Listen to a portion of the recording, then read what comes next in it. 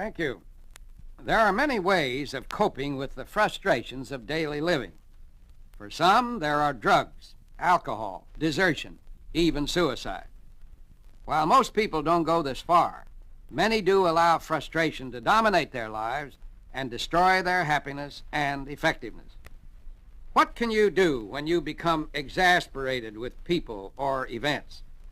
There are several methods I've found generally effective. The first is quite simple.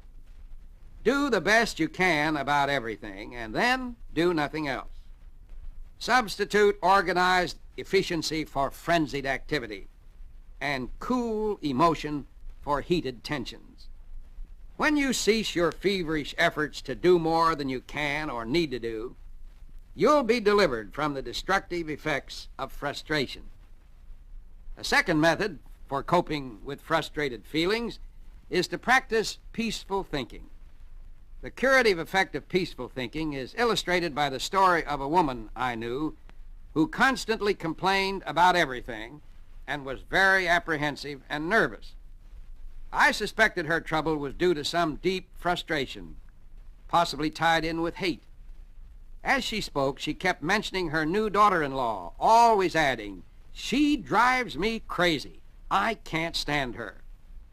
I explained my theory to her, adding that there's some people and situations in this world that just can't be changed and therefore must be accepted.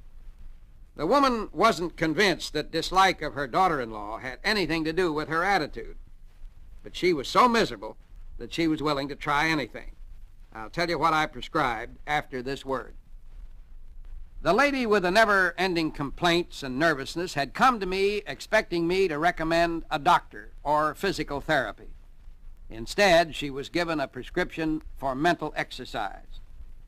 I recommended long periods of absolute quiet, during which she should consciously fill her mind with pleasant, peaceful thoughts until there was no room left for irritation or exasperation. I also insisted she speak about her daughter-in-law in a kindly fashion as often as possible each day. Improvements didn't come easily, but after a while the effects of positive, peaceful thinking began to show. The nervousness lessened, and finally it stopped completely. The woman's complaints gradually subsided, and she was able to accept her daughter-in-law. In fact, a genuine goodwill relationship is developing between the two women. The effective healing of frustration was brought about by the acceptance and practice of peaceful thinking and the elimination of hate.